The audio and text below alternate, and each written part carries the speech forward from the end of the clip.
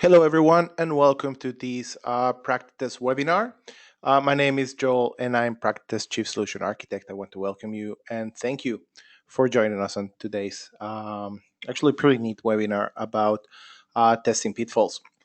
Now, what we want to do today is basically go over, it started as a 10 list, obviously, but we slipped a little bit, and you will see all of the pitfalls that we came up with, to look into the pitfalls that many testers actually fall into during our day-to-day work, and how can we actually either avoid them or get out of them as quickly as possible in the best possible way. So without further ado, let's actually start talking about what we want to do today. And the first question that I may want to ask, just a second, just to make sure the presentation works. First question that I want to ask here is basically, what is pitfall? What do we qualify, what do we classify as a pitfall for our given purposes? And well, the best way is actually to go to one of the definitions, and this is the one that I actually like. A pitfall is a hidden or unsuspected danger or difficulty. And if we look at it from the testing perspective, these are things that we're either not thinking about or not looking for, and they will actually hamper us or do us harm. Pitfalls can be classified or distinguished by the fact that they're usually hidden, even though they're hidden on plain sight, and you will see exactly what I mean by it in a couple of minutes.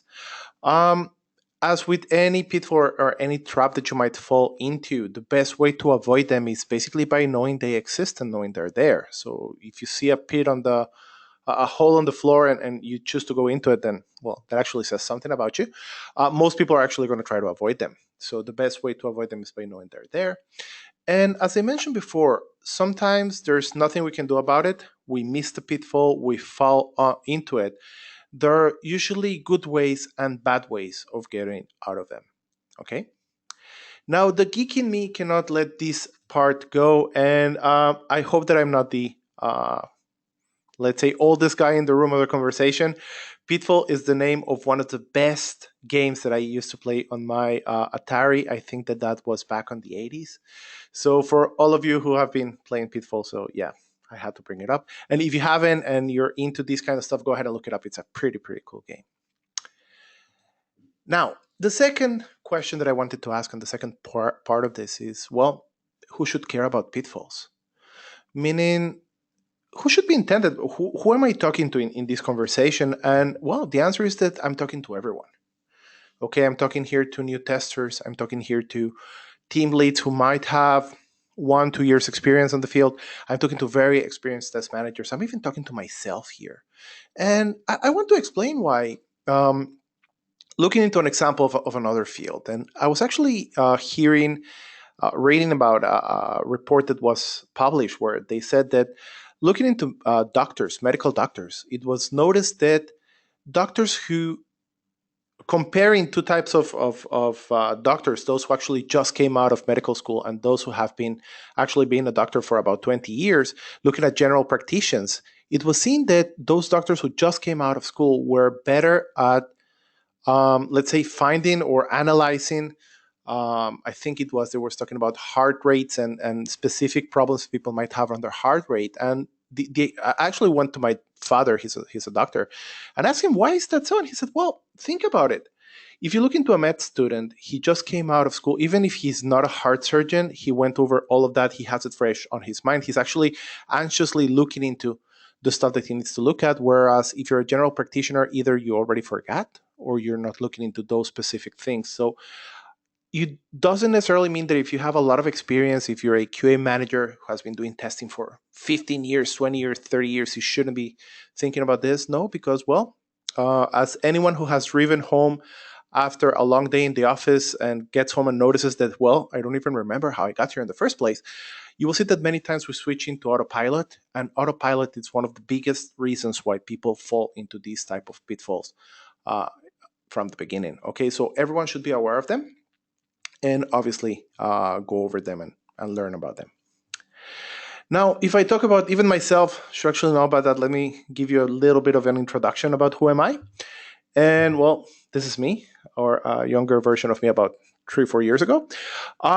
I'm practice chief solution architect. It's acting QA manager, and this is the job that I really, really enjoy. And the reason for that is because, well, for the last 20 years or so, I've been a tester in the testing industry. I started as a very young and inexperienced tester on a small internet startup where I was in college, and I climbed up the ladder, being team lead, QA manager, director, um, consultant, if you want.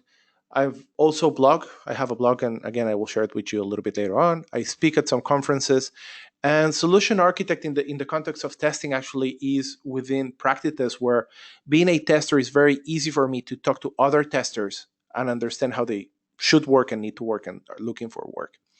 So if I mention PractiTest, then very quickly, again, very simple slide and very quick. Practice, it's a very, very good ALM solution. And obviously, I'm not biased, but it's a ALM solution or QA management system. It's a pretty darn good one. What makes it so great? Well, it's very, very simple and intuitive. But on the other hand, we make an effort to make it very flexible and very good for people who are looking to do professional testing and structure their testing correctly and stuff like that. We understand that many companies are already working with other systems, so we do know how to integrate with stuff such as Jira, Selenium, Jenkins, Spiral Tracker, a lot of bug tracking systems, most of your automation machines or automation systems. We do have a lot of APIs, stuff like that. So go ahead and check it out. And one of the things that I'm most proud of is that I think that we do have the best talent support in the business. And it's not only because there's a team that I'm actually leading, but we really, really do everything we can in order to make our users or testers successful. Okay, so if you want to go ahead and work with it, if you have a system you're not satisfied with, or simply, you know what, you want to check it out, we have a 2-week free evaluation license, so no excuses for it. You can go to our site and start working with it. And again, you can tell them that Joel sent you. You're not going to get any discounts, but maybe they'll treat you a little bit better. So that's it for PractiTest. And again, I really, really recommend it. But back into our mind maps, sorry, back into our um, pitfalls. And again, the whole idea, the whole reason for working on this was that I was actually thinking about it. I was looking to write actually a blog article about it and say, okay, so what are the things that testers actually fall into mostly? And for those of you who are not aware, there's a very cool tool called a mind map, theoretical tool, where it helps you just to organize your thoughts and create links and stuff like that. So I did a mind map for this presentation. By the way, you're going to have the slides for this presentation later on. We're also recording it, so we're going to share it with others. So you will have access to this mind map. But again, it's only a high-level explanation of that I made to myself about the topic. By the way, there are plenty of tools that you can use in order to do this. It's a very, very good test planning tool. And again, you have here at the bottom the link of the one that I use for. It's actually free. It's pretty cool. Integrates stuff like that.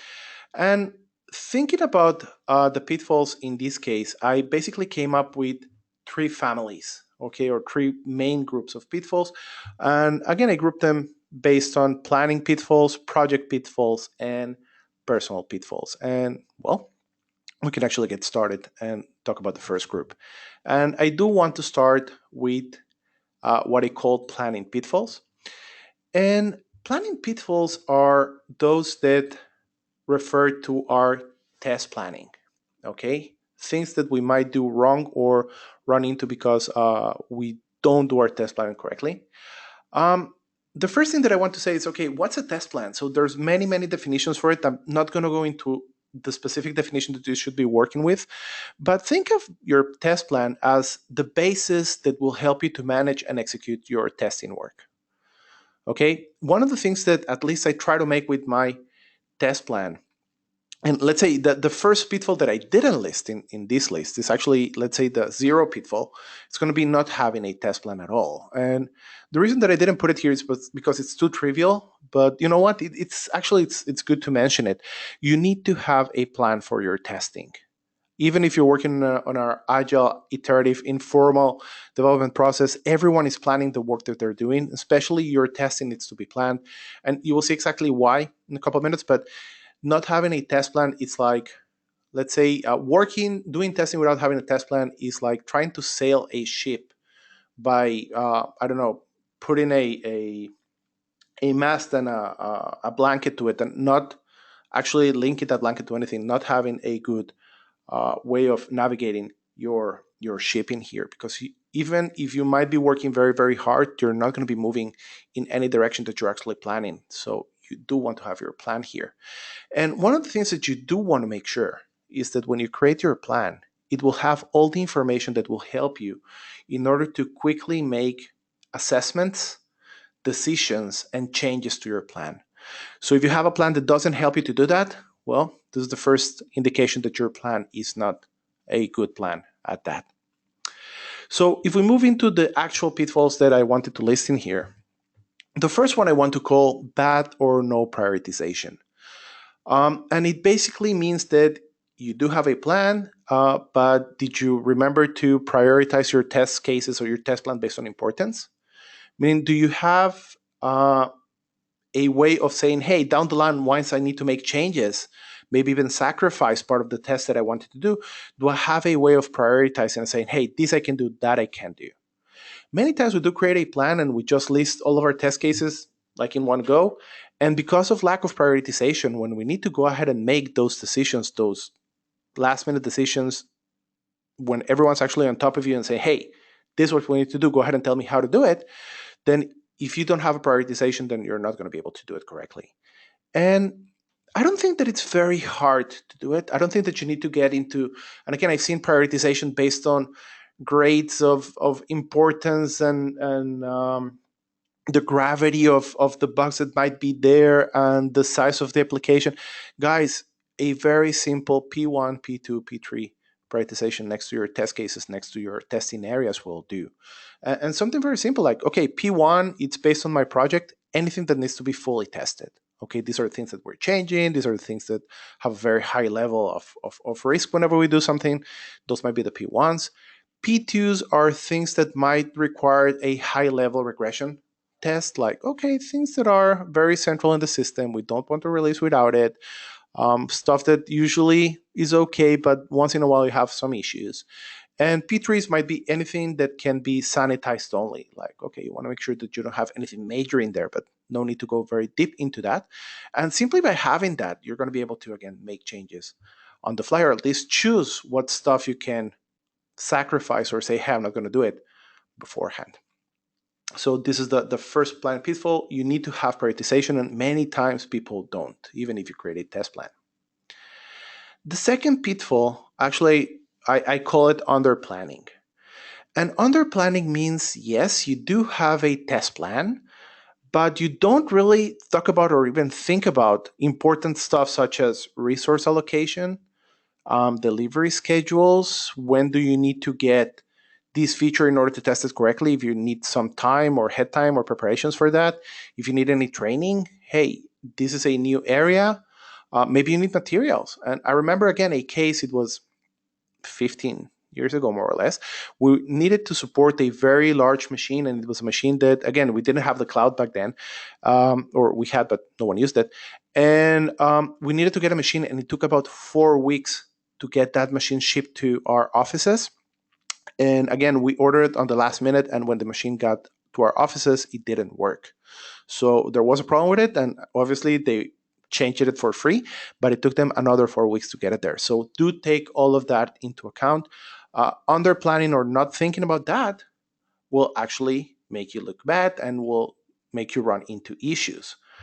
Now, again, it's very simple. You don't need to be an expert. You don't need to know everything. You don't even need to go into a course to know, hey, what do I need to plan here or there? Look for a template. Okay, there are tons of templates out there. You know the tool called Gmail or any search that you want to use. Look for master test plan, testing plan, something like that. You have here an example, one that I wrote a long time ago. If you don't find a test plan that actually suits you, you know what? Go ahead and brainstorm with your team.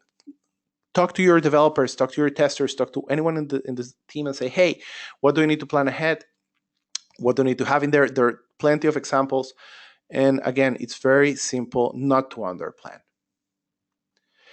Now, on the other hand of underplanning, we have what I call overplanning. And these are the people who actually go too much into it. And let me give you a personal example. I wrote it here.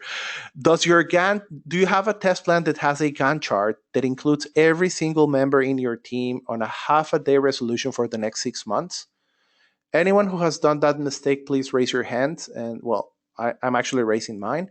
And again, this is a rookie mistake. I made such a low level plan. It was perfect, perfectly aligned. Everything needed to be on the spot. But the first delay that I got from my development, it took me about just 2 days to recalibrate it. And the same thing happened time and time and time again. And I actually did too much work, and having too much of a low level plan. Actually, whenever something went wrong, it took me a lot of time to work it out, and it made me very, very inflexible. So this is something that you need to take into account. Don't over plan it. Don't expect everything to be perfect, because nothing will. And again, it's a very high level approach. My approach today, the one that I actually tell people that you should do, I think that you need to have a high level plan for your whole project. But if you want to go into low level plans, do it for the next 5 working days. You want to be very strict, do it for the next 2 weeks.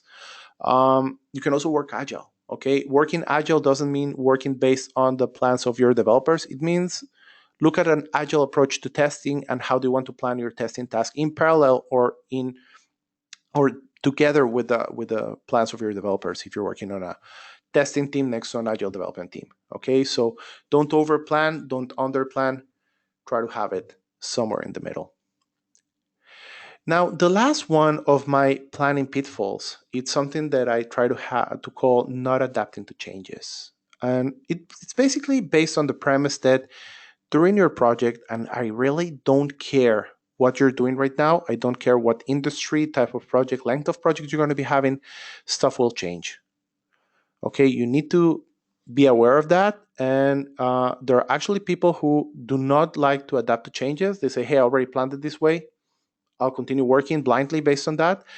And if you do that, then pretty quickly you will be out of sync, and very probably also out of a job. Okay, so it's again very simple. You need to adapt. You need to expect those changes and actually be flexible about them. We talked about high level and low level plans.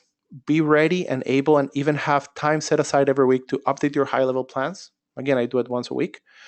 And whenever something changes, it's not about, again, blindly saying, hey, I'm going to continue working based on my plan and not do any changes.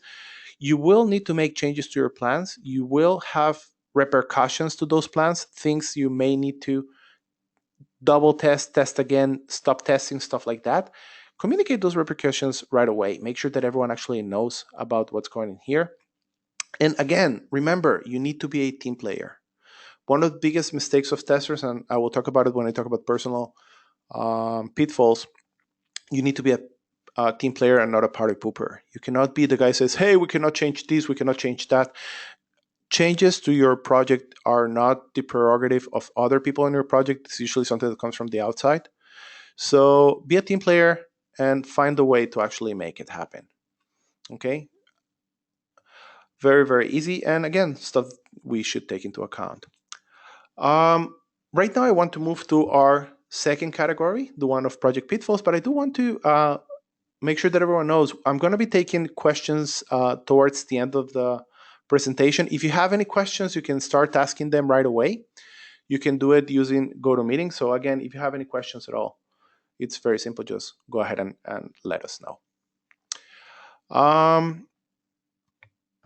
Moving forward with our project pitfalls, let's actually try to understand what project pitfalls are. So the way that I like to define my project in this case, it's everything that is happening as part of my actual operations, meaning the testing, the development itself, and also the interactions between the players around the things that are happening. So think about stuff that is going around, the work around that stuff, and the people who are actually performing the stuff in here.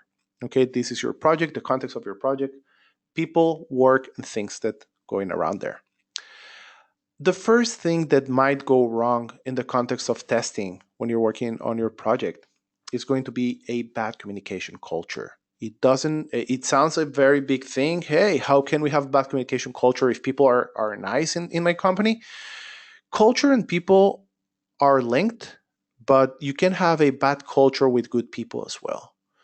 Um, Examples or the main concerns or the main pitfalls around bad communication cultures are the main two that I know of that I see most of the time. It's actually the disruption of the information flow, things happening, things changing, people understanding stuff about the project and not communicating that. So we disrupt that information. We stop having people knowing what others are saying or doing. And this will be a bad thing for your project. The second thing, and it's a little bit different, but it's still around the same stuff, it's what I like to call the blame game culture. And the blame game is whenever something happens, whenever something wrong or something changes, the first thing that we do is look for the guilty party. Not to fix the problem, not to come together, understand what can we do about it, but to say, hey, who's to blame, and let's again do something about it. Usually nothing other than blaming, but it's a very, very bad thing to do. And if you think about it, it's related to communication and the fact that what am I doing with this information is a commodity in some projects, and that's a bad thing. It shouldn't be something that you're actually using in order to advance yourself. It's something that you use to advance your project. And also part of communication is, instead of understanding what's going on, trying to start putting blame on someone. That's also something that for me it's actually very, very bad. What can you do about it? Um, well, sometimes there's no responsible adult in the team, and sometimes whoever is actually hearing this, needs to be that responsible adult. That means coming up, bringing the issue up, and say, "Hey guys, it's illogical that people know about stuff and don't tell others. There's no reason why to do that." Or to come and say, hey, you know what, if you're playing the blame game, say, hey, you know what, I don't care. You want to blame me, blame me. It doesn't really matter. Let's actually move forwards. You know that I'm not to blame, but if you need to blame someone, go ahead and blame me. Or I saw a guy who actually did something very, very nice. He drew a picture on the whiteboard and said, from now on, this is the guy to blame. Let's blame him. They called him Mike. Everyone can blame Mike. And now once we blame Mike, we can actually start fixing stuff. So become that responsible adult. Don't patronize people. Don't tell them they're jerks or something like that. Just say, hey, this is not the way to work. And let's start actually doing something productive about it. Okay. And let's start using this and working as a team. It's very simple. And sometimes the only thing people need to do is to understand that this is happening.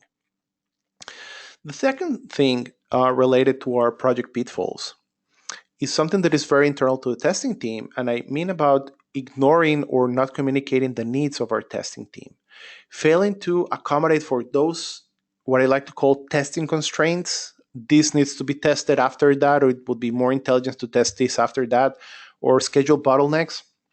This is very, very common. Developers work, work, work, and then all of a sudden you have a lot of things to test, but you don't have enough people to test it. So you had a lot of time that you were basically not busy, and then a lot of time where you're completely busy, and you need to have that kind of help. Something very important, especially as we move into more and more agile and more automation, testability. Are people taking into account that if there are two or three ways of developing the UI or the UX or the interfaces of your product, are they thinking about how to test it? All of those are things that us as testers need to go ahead and communicate. And as I mean here, go ahead and speak up, meaning it's not selfishness, it's not acting like a spoiled brat to say, hey guys, I also have needs.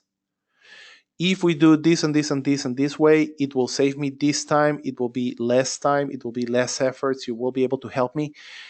A lot of times other people in the team will want to help you, but they need to know about it. So if you ignore the needs of your testing team, of your testing tasks, this might be even a planning failure.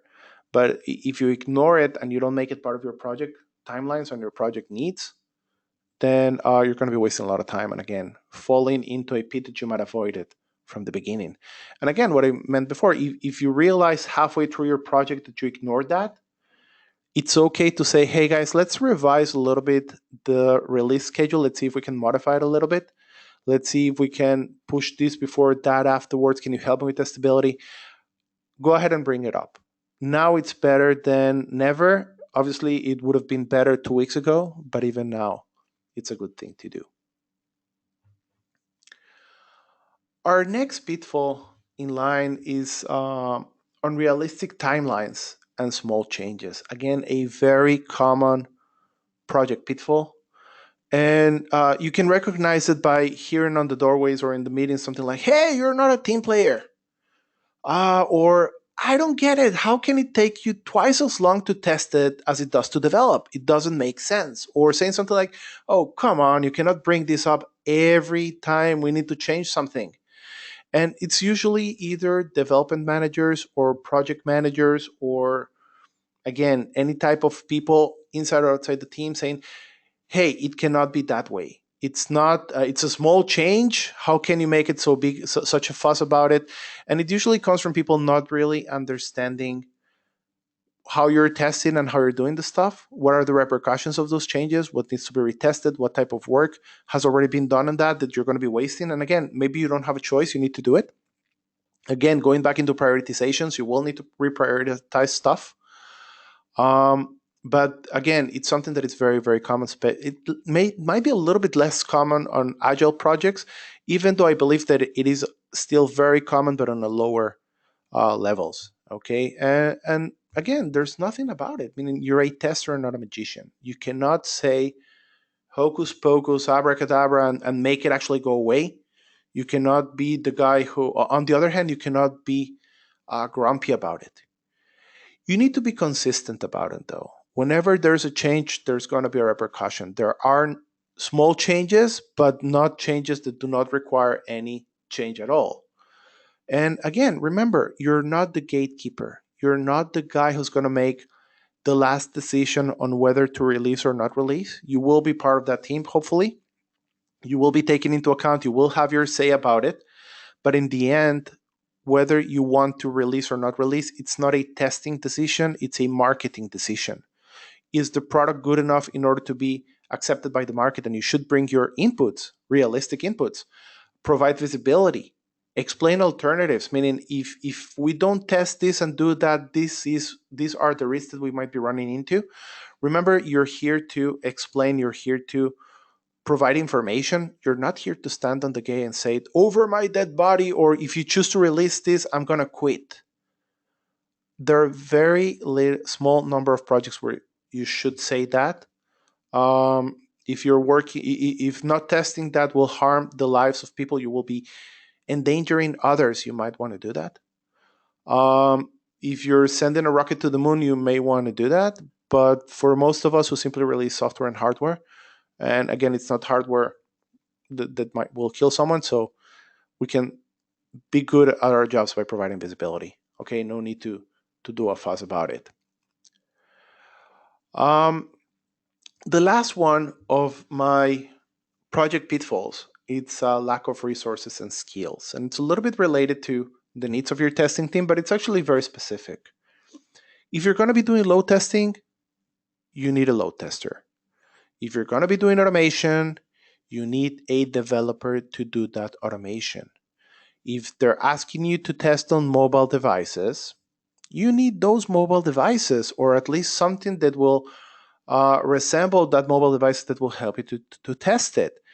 You need to make sure that you have those resources. You need to make sure that you have those skills. It takes time, it takes money in order to get them. It's not automatic, it's not immediate. And your one of the biggest things is that we say, hey, it's going to be okay. Yeah, we'll do load testing and we'll figure it out later on. And I'll ask Mike from the development who used to be a load tester to help me out. Or, well, we have a lot of testers, so we're going to just shift them into automation and they're going to do the automation work. It doesn't work out that way. Okay, so don't expect things to work out by themselves. This needs to be planned, a part of your test plan. If you don't have that, if something changes, if all of a sudden they say, hey, we're going to be releasing halfway through the project, they say we're going to be releasing a mobile client, or we're going to make our web system responsive so that we can ship it on mobile devices and tablets, you will need to test that. So bring that up. Make sure that you have it on your plans. Make sure that you secure budgets for that. If you need tools, automation or load testing tools, you will also need a budget for that. So again, secure it. Don't expect it to be okay only because you wish it to. Now, moving forward and going on over to our last our third part of our pitfalls, I want to move over to our personal, or as sometimes I refer to them, our personality pitfalls. And these are many times some of our most important pitfalls. These are the ones that actually come from within ourselves. They limit our interactions, they actually cloud our vision, and they make us work worse with the rest of our team players. So these are things that we really need to take into account and we really need to be aware of. And the first one that I want to talk about is something that I call the friendly team player conundrum. And I have here Blackadder. It's actually a small part of it. I love this show. And I'm going to just play it for you and then we'll talk about it.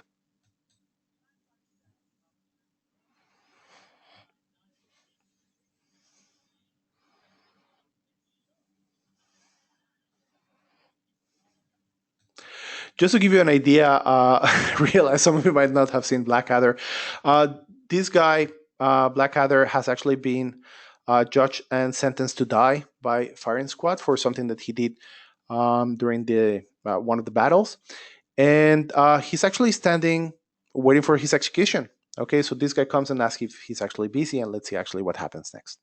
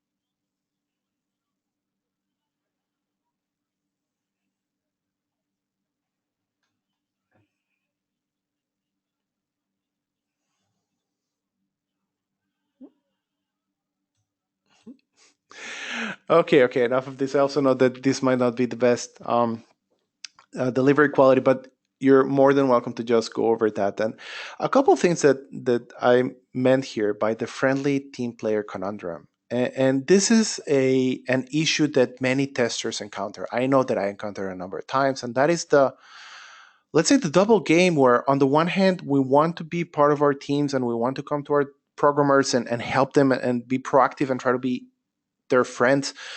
On the other hand, we're criticizing, our work is to find their flaws, and our work is to put a spotlight on the places where they missed it and where they made mistakes. So it's a very big conundrum where we need to basically play two games at once. The ones where we're their friends and we want to eat lunch with them and be excellent people with them. Um, okay, I see that some people don't have the visual or the sound for that. I see some questions here. Sorry for that. There was a okay, so I'll take a step back. What we have in here, and again, you can see here the voice for the whole video for that, and I apologize if the voice did not come true, but basically, Blackadder comes. Some people come to visit Blackadder, and these guys, and they're his firing squad, and they're trying to be friendly with him and to say, "Hey, we're here to help," and is there anything that we can do for you? And they start joking around, and it's basically the problem that, as I was saying before, we are, in a sense, we're not the execution squad for our developers, but we do are the guys who are bringing all sorts of, let's say, criticism for them. So we need to understand that. We need to understand that it's going to be hard for them. It's going to be hard for us. And again, play with that and try to understand that this is the case and try to see how can we actually come up about it. And again, I'll talk a little bit more about it in the next slides. And sorry if the sound didn't come through as I wanted to, but again, I'll be you can go ahead and check it out by yourselves.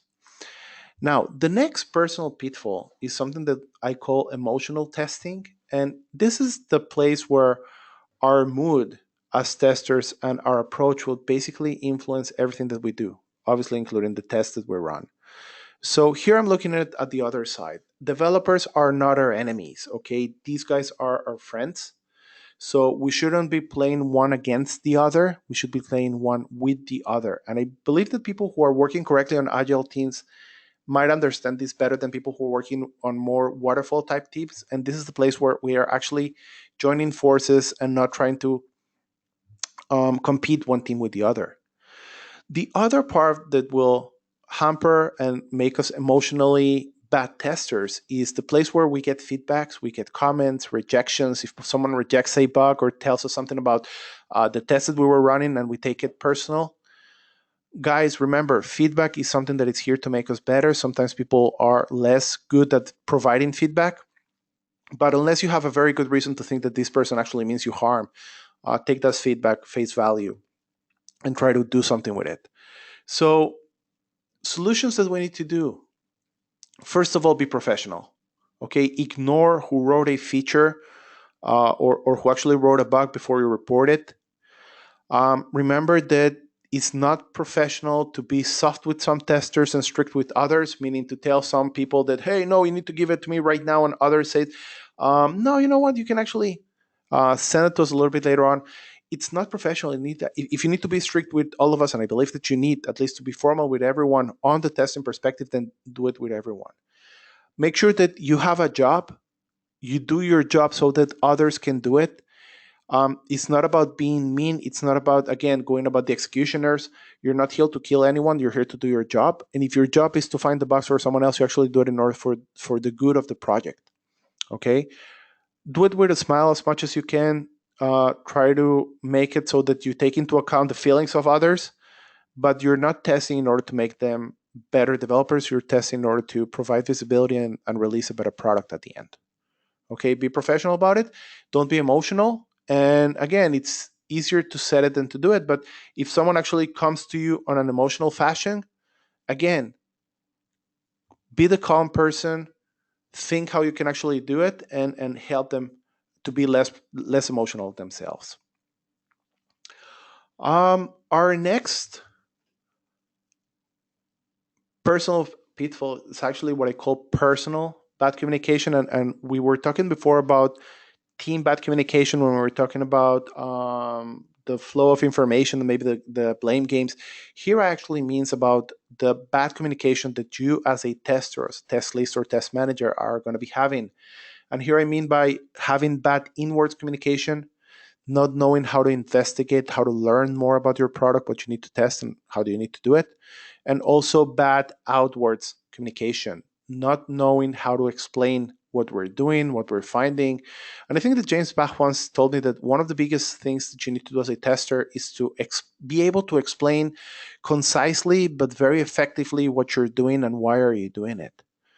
Okay, so these are our outwards communications. It's not only about reporting bugs, it's about explaining what we need to do and why are we doing it. So I'm not going to go very deep into this. We did a complete webinar about it about a month ago, and you can go ahead and see it and take the slides and obviously review it if you need to do it.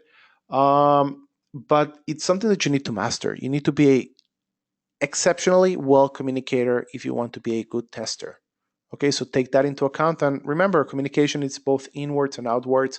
And it's not only about reporting correctly or the right stuff, but knowing how to do it right. Our one before last personal pitfall is something that I like to call lack of realism. And I think that it's any of the two extremes, and they're both dangerous at the same way. First of them is being the optimistic tester, saying, you know what, it's not so bad. Everything will sort out by itself. I don't need to worry about it. And yeah, we'll continue testing. I'm not sure if I'm going to finish, but I'm sure that I will go over the important stuff. And this is no less harmful than being the pessimist and say, hey, the ship is sinking. There's nothing we can do about it.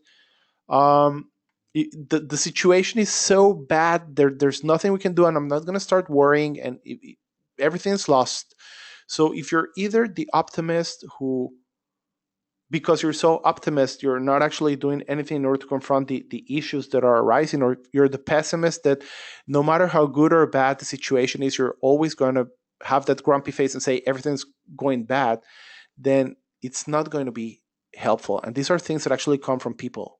But as people, we can actually change the way that we work. Um, Keep your cool, okay? Whenever you feel that you have lost the perspective, you need to walk it off. You need to reframe the problem. You need to actually start thinking or doing something else, get the right perspective, and then you should actually go into a realistic angle. One of the biggest things and the best things that I've seen in some of my testers, and I try to, again, encourage that as much as possible. You don't need to be an optimist and say there are no issues, but you don't need to be a pessimist saying there's nothing we can do. If you see issues, think about the solutions, bring it up. Make sure to be a good problem solver, a problem finder, but also a good problem solver. And again, make sure that you're going to be able to help build and not only to point at the flaws. Okay, it's a very, very important thing to do. And the last one of our personal pitfalls, it's something that I like to call shyness. Okay, and I see this all the time with testers in my organization, in other organizations. And this is the place where we actually feel as testers for some reason to be the most junior member of our projects over teams. Okay, we feel that we lack the technical expertise, we may lack the years of expertise, we may lack the seniority, and so we assume that okay, if we see something that is wrong, I'm sure that someone else already saw it, analyzed it, and dismissed it. Okay, so there's no reason why, if the more experienced people didn't bring it up, I should bring it up. And this is wrong in many, many, many levels. Okay, if you see something that is not right, you know what? Let's assume for a second that you're the most junior member. Let's assume that you're the guy who has less experience. Many times people get used to not seeing the white elephant in the room. Many times it takes that fresh set of eyes to see it, point it out, and say, hey, the king is actually naked. Okay? And go ahead and do something about it. Yes, sometimes because we're so junior, we don't want to jump into the water before we understand there's water in it and there is deep enough. So if the only thing that you have is a feeling that something is no good, then go ahead and look for a person. Look for someone in the team who may help you to work on that feeling, concretize it, and be able to provide more information to what's wrong and what's coming up. But do not assume that everyone else already saw it and dismissed it. And it happened to me a lot at the beginning of my career. I saw stuff that didn't make sense and I kept quiet. And then after a while, other people came up and say, hey, this doesn't make sense. And I felt like a complete fool for not saying that. And again, I learned the hard way. Okay, even if I'm not 100% sure, it's better just to bring it up and analyze it with other people in order to try to fix it. So these are the list of pitfalls that I came up with. And again, by no means do I feel that these are all the pitfalls that we have. Obviously, there are some that I munched together, some that I disregarded. This is from my personal experience, but just to go over them very, very quickly. Uh, the one that I didn't mention here is not planning your testing. That's the biggest sin in my eyes. It's so easily solved and so easily done. The second one is bad or no prioritization. You won't be able to make those quick decisions because you don't have the tools in order to do it. Under planning, where you're not taking into account many of the needs of your team and so you didn't plan for them, or over planning, where you have your plans so detailed that making any change will make your life impossible. And obviously, people who simply do not adapt to changes or ignore them. Okay, these are all on the planning perspective. We have bad communication culture, where the communication culture of your company doesn't actually build upon itself. We have ignoring the testing needs, and this is where we don't really look into, hey, what do I need to do different on my project in order to accommodate for our testing needs and make them better? Those projects, those managers who actually come with small changes or unrealistic timelines, and they ask us to live with that. And no, we don't need to live with that. There are no insignificant changes. There may be small, but they will have repercussions. And if timelines are not realistic, something needs to be done about it. Obviously, the lack of accommodation for resources and skills are very, very important. Last, the ones that are actually your personal personality pitfalls are the friendly team player conundrum, where you need to be a team player. You want to be a team player, but on the other hand, you're the bad guy, quote unquote, in the team, and you need to live with that because this is part of our perspective. Emotional testing, when you let your feelings actually cloud your testing and make you a bad tester. Bad communication on the side of the tester, lack of realism, and shyness. Okay, and again, just to put this everything into one roof and a little bit of perspective. Many times when we look into this type of feedballs, we understand that we are our worst enemy. Okay, we are the person who's actually harming us the most. And the best way to fight these pitfalls is simply to be aware of them. Okay, whenever you're doing something, be aware that you're going to be blindsided, be aware that you lack that perspective. And if needed, you know what? You have peers, not necessarily your testing peers. You may also have development peers. Work with them. Try to work with them because they help us to visualize our pitfalls and actually help us to solve them before we actually let them consume us if needed be. Okay, guys. So right now, I do want to take a couple of questions. There are already some questions that have been asked. So I'm going to start by going over them. And again, if you have any questions, you have the GoToMeeting question panel. Go ahead and ask them. I'm not sure that I will be able to answer all of them, but I'll try to go over them and answer as many as I can. So I'm going to bring back the list of pitfalls here. And the first question is actually a nice one. Over planning versus under planning. How do I know how much is enough planning as it is? Well, this is actually a good question, and it's not actually a question that is very simple to answer. Every project, every type of situation will have the planning that you need to do. Okay, the best way to look into it is what needs to be there and what doesn't need to be there. So, in order to make sure that you're not under planning, try to think about everything that will take you more than 2 to 3 weeks to get there, or anything that will require a budget, and make sure that you're planning for that. That way, you're not going to be under planning. Okay, if it requires a budget, it may take months in order to get it. If you need to buy something and train something, it will take a lot of time to get. If you're going to be, you need to train someone or to hire someone. As part of your planning, take into account how much it takes to hire, to train someone. With regards to over planning, it's more of a feeling, meaning you need to make sure that if you need to change your plans, it won't take you more than 10 minutes, 15 minutes, half an hour tops, in order to accommodate for most of the changes that you will need to do. As long as you're within those ranges, then I think that you're going to be okay. Do try to avoid being perfect at anything. Again, and if you do need, try to look at an agile perspective. Even if you're working waterfall, there are going to be things that you can do in order to have a more agile approach, and it can be the simple stuff, such as saying, for example, hey, this is the high level approach, and I'm going to start working with people more than working with the plans that I have in there. Okay, so it's a very good approach that you can have in there. There's another question in here. There are actually two questions by the same person. I think that I'm going to start for the second one because it doesn't incorporate a little bit of the first one. In a new development team, the tester is actually being ignored and the developers are not giving testing any importance. How do you show the importance of testers to a new development firm? This is a great question because it's actually a very hard one to answer.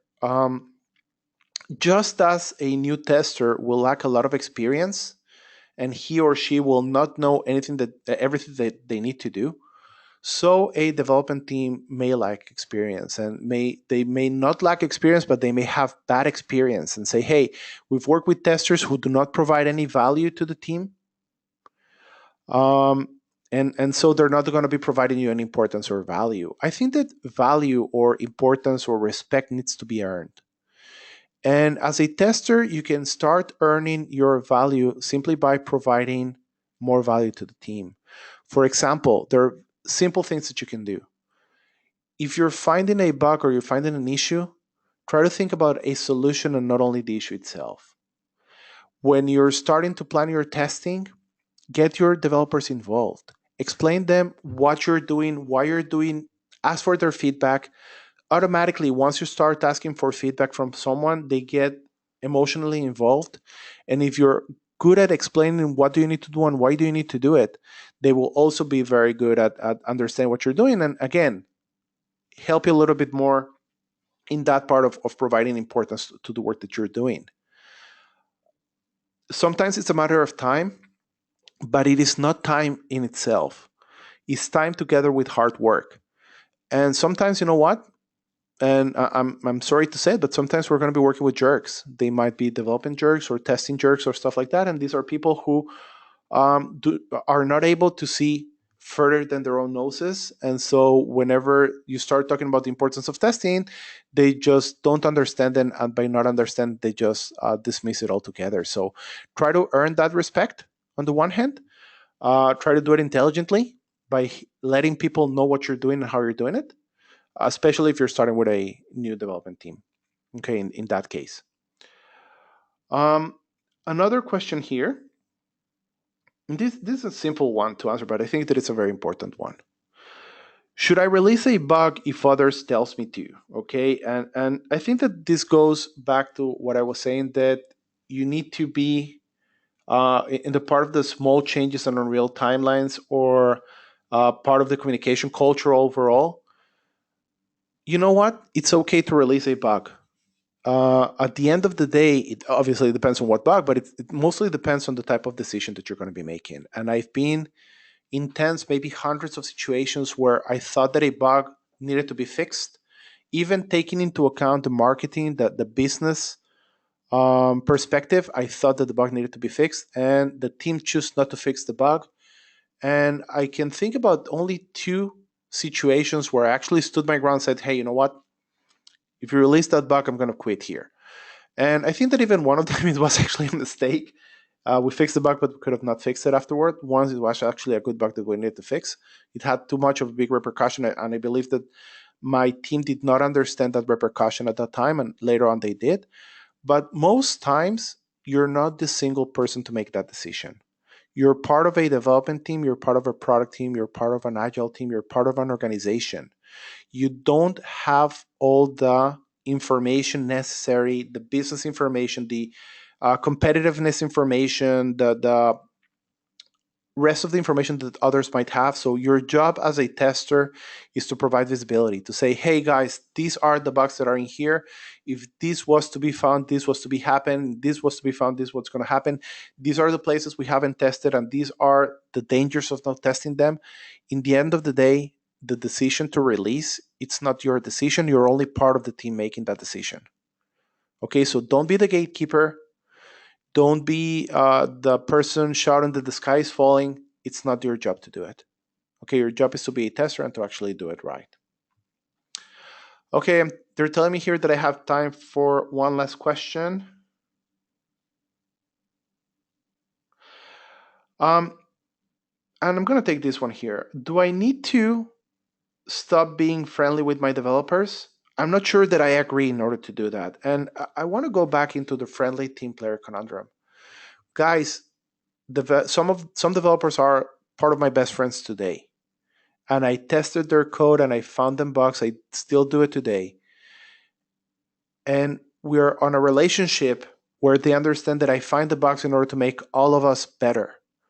They write the code in order to make all of us better. It's about knowing how to communicate our work, knowing how to provide our value. Whenever I find a bug that is very hard, I don't only throw it on the desk of the developer and run out of it away just saying, woohoo, I found the bug, I made my change, I can go home. I sit with them, we try to understand what happened, what can we do, what things are better to be done based on that. Be part of the solution. You can point at the issues, but you also need to be part of that solution. And if you do that, then you're also being a friend, you're being a team player, and you don't need to stop being the friend of someone because you're actually testing their code and finding their bugs. Okay, it's okay to do it, it's part of our jobs, and we need to do it intelligently. We need to do it with touch, we need to do it thinking about what we're doing to other people. Okay, So they're telling me this is the time that we have for today. So first of all, thank you very much for everyone who joined the session. As I mentioned before, we will make it available. We will send it to everyone who actually signed up for the session. We are also going to be sharing the slides if you want to go over them by yourselves. As I mentioned before, I do have a testing blog. I really encourage you to go ahead and go over it. If you have any questions, any comments, this is my personal email. I'm going to answer any emails that you send me. And again, very, very happy that you could join us today. Thank you very much. And again, we'll be in touch later in the future. Thank you very much and have a great day. Bye-bye.